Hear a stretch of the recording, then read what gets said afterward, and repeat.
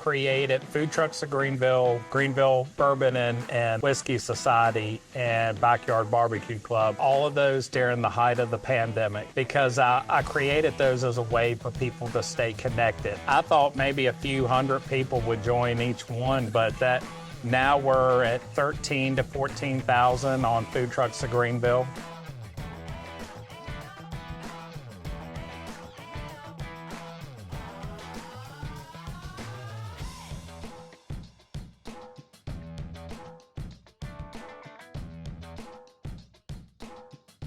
We got Rad Dad's ribs here, right? And One Love Fusion Foods. Two different. One Love. Kingston Unity. Kingston Unity, all right? This one's won a bunch of awards.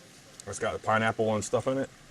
It's got a jerk chicken. I think this has more of a buffalo chicken. Oh, that's good. That flavor's nice. Donald, I know we've known each other for a long time, like at least superficially. I know you're a Hokie. Yeah. I know you're a hater of all things Clemson. I don't know if it's so much as hating as I just love to give people I love the reaction. Yeah. I live for the reaction, Brooks. And so you're a Hokie, a realtor, and I think you're a retired or former school teacher, right? That is correct, yes. And so how the heck did you end up here in Simpsonville or Greenville area? Are you originally from up that way, up in Virginia? Are you from up that way, or how did you get from? So I spent 42 years of my life in the Roanoke, Virginia, Salem, southwest part of Virginia, which is my connection to Virginia Tech, because it was 30 minutes down the road. It's where I got my master's degree. And, of course, I was in education there for a little over 14 years. Okay. What'd you teach there? Elementary, mostly third grade. Did some second grade. I taught summer school, so I did a few different grades there. And my master's was in instructional technology, so actually I spent a couple years outside of the classroom, going from school to school, implementing technology with whatever lesson. Okay. At that time, iPads and the little tiny iPods were beginning to be a thing, which we're long since that now. Yeah. The smart boards, Promethean, I think down here they use the Promethean boards or whatever they're called. I saw one of those yesterday for the very first time at Brazier Middle College. Yeah. So those were beginning to be, so that kind of dates, that going back about 10 years ago, actually further, about 15 years ago. So what made you come here? You're there, a teacher, what was the initial thought of Greenville on our radar was we came down here for a wedding. Okay. Tech classmate of my wife's, and we fell in, like everybody else, we were like, man, this downtown Greenville is rocking. Yeah. We had never been to Greenville before. Yeah. And so we got to checking it out, and we were on maybe we should consider this in 5 years. Well, next thing I know, my wife applies for a job with GE, thinking that she'd never hear back from an online application. And within 15 hours, they were contacting her and saying, are you serious about this? Wow. And let's bring you in.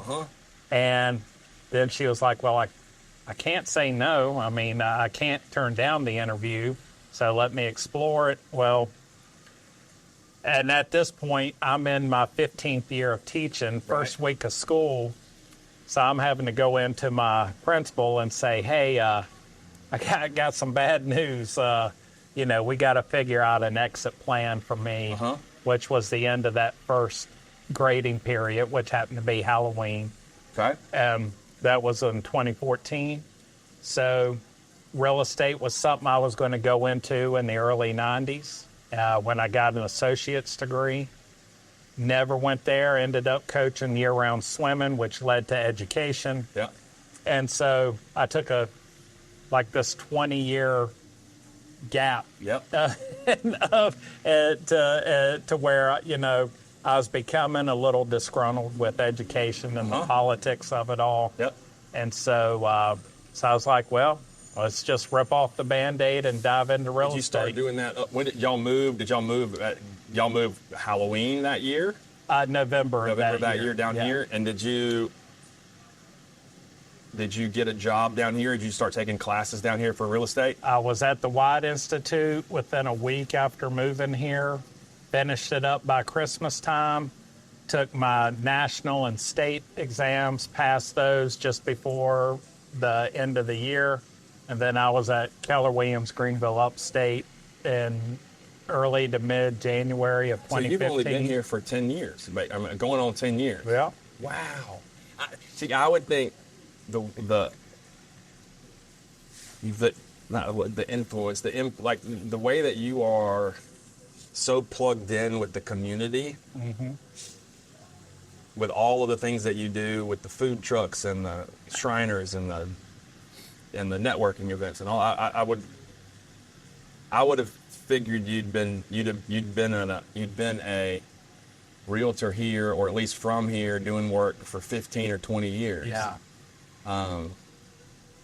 So you're taking the class, you get started at Keller Williams. Tell me about those formative first year or so doing the business. So first, I don't exactly recommend going from a steady pay job making $55,000 to $60,000 guaranteed a year into a commission only. No. Yeah. If you don't sell, you're not earning nothing that month. And oh, by the way, let's move to an area where you know less than 5 people.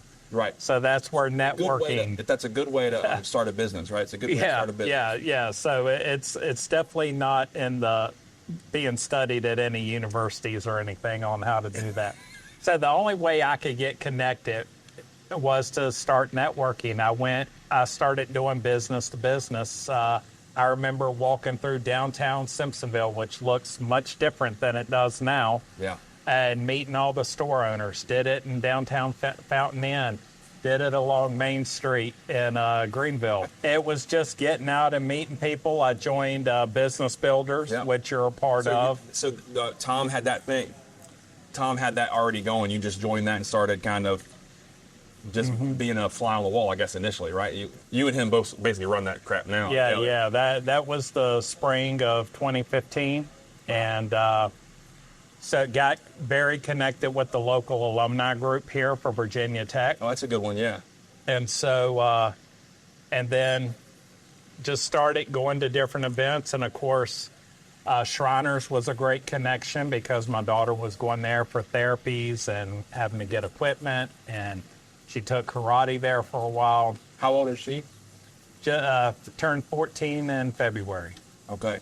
Was that an attraction? Here, was Shriners an attraction for y'all as well? That is one of the, she has a rare genetic disorder known as cerebellar hypoplasia, and at that time, less than 100 had been diagnosed in the country. Wow. But it's treated much like someone with cerebral palsy, where there was damage to the brain before birth. And so my dad was a Shriner back in the 60s and 70s before he passed away. And so it just seemed like a cool full circle moment. Yeah. And so did that did factor in y'all? Absolutely. Yeah, that was a major. And actually today is the 1-year anniversary of her major surgery that she had, where they restructured both shins and both arches in her feet a year ago. How's she doing? She just did a little try my best triathlon on Sunday, so she knocked it out of the park. Wow. So yeah, she was. That really showed how far she's come to be able to swim, to bike, and of course to walk. Yeah, I don't think I could do that right now. Neither could I. Not after all this. All right, so let's go back to let's cut this shit up again here. Can you do the serving like you did a minute ago? These things are so good. These are deep fried ribs. So they smoked first, then fried at the end, and then sauced. Seriously good. Yeah. But this is All really right. good. They got some. We'll cayenne in the lather thing. up. I like the spice, so I'm gonna. So all right. So you start. Don't know a damn soul, right? Yep. You are. I really like the idea. And I haven't done this, and I think I should. Walking through to every business and just shaking hands with the people who own the businesses. That's a good little technique of blocking and tackling that I didn't. I'm always thinking like you need to weigh in and blah blah blah, but like Yeah. that's just a simple, kids and babies are shaking hands, right? I mean, Yeah. I mean, nothing stopping you from, downtown Simpsonville, and you're say, hey, I'm just a half a block down the road. Want to introduce myself, and so you do business builders. Do you remember the first house you sold? It might be a trick question, but I do, because I just had dinner with the couple Saturday night, and we're talking about it. It was his grandmother's townhome on Butler Road in Malden, $90-some thousand, and it was that was my first deal. I definitely remember it. that's good. What was that first year like of selling and trying to? I mean, it You was made a tough. joke about not having the steady paycheck. What was that first year like of the blocking and So I tackling? believe I closed 6 deals that first year, which honestly, that's the average of a realtor in the upstate, but it's not really enough to make a solid living off of. Where do those closings come from? Were those just? You remember like kind of what the makeup was? They were from, or One was I was writing blogs at that time for Kidding Around Greenville, Okay. which has exploded since then. Yeah. Okay. Back then, it was kind of in its infant stages Okay. of it. So I did that for 1 to 2 years. And so one of the closings was a listing that I did in the Berea area. Okay. For that. Some were Virginia Tech related. Yep. I think 2 or 3 of those were Virginia Tech related. All right. And not sure about can't remember where the others would have come from. What's that like riding the waves of closing and thing, and how's that kind of formulated through that first year or two? Well, I mean, I have to admit, at the end of that first year, I was kind of 1 foot out the door, Okay. which is why over 70% are 1 foot out or 2 feet out the door by the end of year 1, and just over 80% at the end of year 2. Wow. So it's a high attrition rate in real estate. Yeah. And so I joined a team, which at that time was called the J. Michael Manley team. That's right. Okay. Then now they're called Livian States, same people and all Okay. behind it.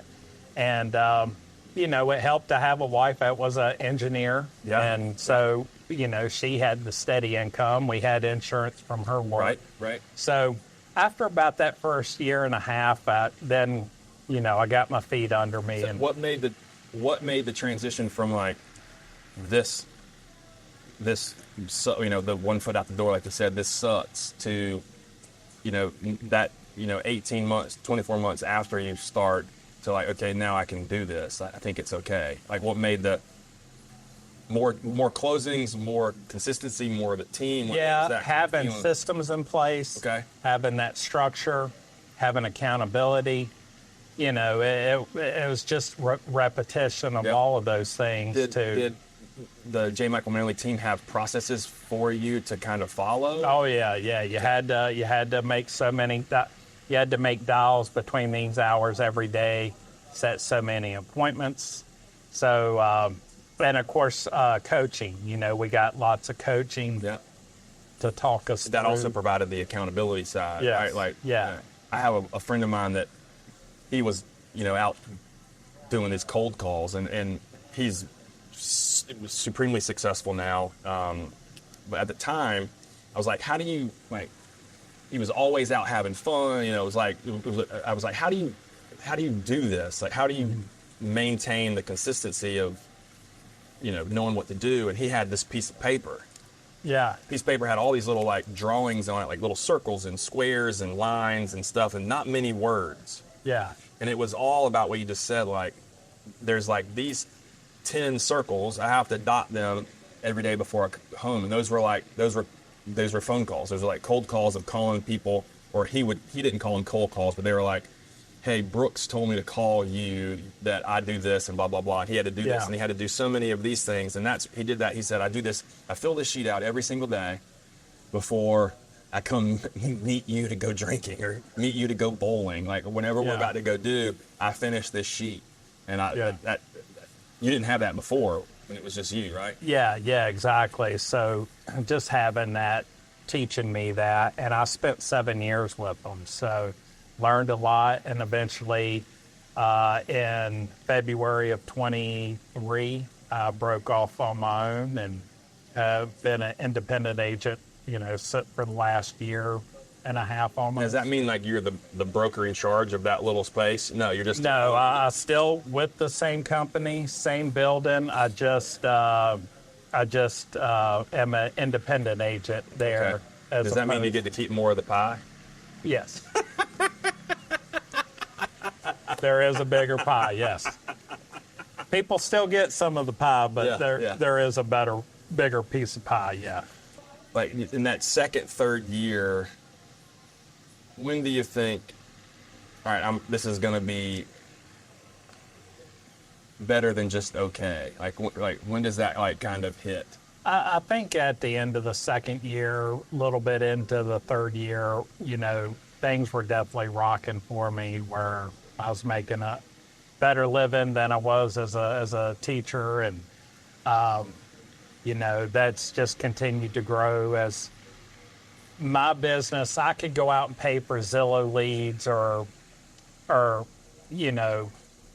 Facebook ads or whatever you want to call it. But honestly, the majority of my business is all referral based. It's all past clients and people that have gotten to know me refer me. The Virginia Tech group is a big part of that. They're about 20 to 25% of my business that come from in some shape or form every year, either through referrals or personal use, resales.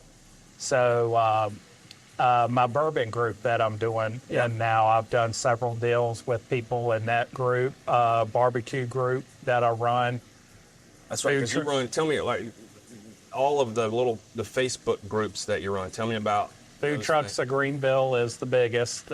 Created Food Trucks of Greenville, Greenville Barbecue Bourbon Greenville Bourbon and Whiskey Society and Backyard Barbecue Club. Those created all of those during the height of the pandemic because I created those as a way for people to stay connected through Zoom calls at that time. And did y'all do that? Did y'all do Zoom calls? We had a few on the early stages, and then the food trucks, everybody was bringing them to their neighborhoods because the restaurants. Right. So I spent months building content as I brought them into my neighborhood, and I got to know One Love and Rad Dads and several others. And so I shot videos, took pictures, and I thought maybe a few hundred people would join each one, but now we're at 13 to 14,000 on Food Trucks of Greenville.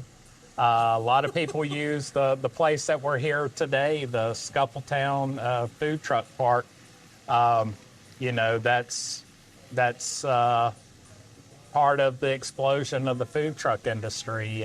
And we'll be having a bourbon event tomorrow night at the new Bridgeway or Bridge Station. Whatever that place is called. Bridgeway Station. Harambe Station? Yeah, or the Harambe Memorial Bridge. So we'll be having an event there tomorrow night, and then we'll plan some barbecue events. How many people are in the bourbon group? A couple thousand? A few thousand. I think that's between 2,500 to 3,000. And the barbecue group has 600 to 700, so not as big. And we'll have usually about in between 30 to 40 people at each of the events. Yeah. That is wild. It's all about staying connected and coming, I live by the saying, come from contribution. So if they see you busting your tail and adding value and not expecting anything in return, the stuff kind of comes naturally. Yeah. That's why it's crazy to think about, because just thinking about you only been here for 9.5 years. Like I said earlier, like I would have thought that you would have been here for 20. Yeah. Even though you're from off and awful hokey. Yeah. Right. That doesn't like Clemson fans. You have a way of being plugged in, and like what y'all do for that, the networking group that we do, that we're a part of, and it's Yeah, some people refer to it as being a connector. I don't see myself that way, and I definitely do not like the term influencer in any way. So I'm too old to be tagged with that line. Yeah. But it's all about, hey, I know a guy here, I'm going to introduce him to you, Yeah. If I know someone that needs your services, I'm going to tag you in a post or send them a personal message to say, hey, I know this guy, I trust this guy. If there's anyone that can help you, even if he can't help you personally, he can lead you to someone that can. Right. Yeah, you've been amazing and been referring folks to us that way. When you only go back to that 1 foot in, 1 foot out the door, what were I'm always fascinated by, I've been through some shitty times with my business. I'm always interested, like, what were those conversations like with your wife, or if trying to figure out what the hell to do? Yeah. Hey, bless her, because I don't know if a lot of people would have hung in there for the tough times, and I guess she saw more in me at times than I saw in me. Wow. And that's been extremely important, is that she pushed me even when I felt tapped out and frustrated. She kept saying, it's going to hit, just be patient. And she was right. I don't like to tell her she's right, but she was right. All of a sudden, we went from a 5-year plan to move to a 5-week plan. Yeah. And so there wasn't a whole lot of money built up in the time to save. Okay, I'm going to save this money, and then I'm going to be a realtor, and I don't have to worry about making money for 6 months. Yeah, right? But y'all were fast forwarded, and it's time to make money. Yeah. Now. So it was tough there for 5-6 months. I'm not trying to portray myself like we were living out of our car or anything like that. No. But it still doesn't change the fact, like, that there are times, even in those situations, where you don't have to believe through your car, but you still are like, oh, we can't do this right now. Yeah, we can't do that right you now. might. Because I was thinking, had I not joined the Manly team, I was seriously considering. I wasn't considering going back to teaching, but I was considering looking at other avenues. So, what made the joining the Manly team, like, when you join is your mind automatically shifted? Like, okay, this is different, or is it just you joined the team kind of in a desperation mode, and I was kind of in that desperation mode. What made you go to them? What was the? At the time, they had someone working for them that just stayed on me for months. I saw something in you to bring, this guy's going to make some money. We need to get him involved. And I kept saying, no, thank you, no, I don't need that. You were with Keller Williams at the time too, right? You just weren't under their umbrella. Yeah. Okay. Yeah, I've always been with Keller Williams. What are some of the things that you do to kind of stay in touch with your customers, your former clients, things like that, that you can continue to foster the growth and the repeat business that you've been doing? Sending out postcards, doing client events. You came by one event that I was doing, which was between the pints and pies, or pies and pints, sorry. That's right. And I did a Christmas event, and I'll do 1 or 2 more events throughout the year. I send out at least quarterly postcards, and of course I make calls and texts to check in. might send them something through Facebook. So I try to hit, I definitely want to be someone's realtor for life. I'm not at all a transactional realtor where the one thing that kills me is when I go on a listing appointment and they can't remember at all who their last realtor was. That, I mean, that's what makes you special, I think. And so, even though you don't want to admit it. I appreciate that.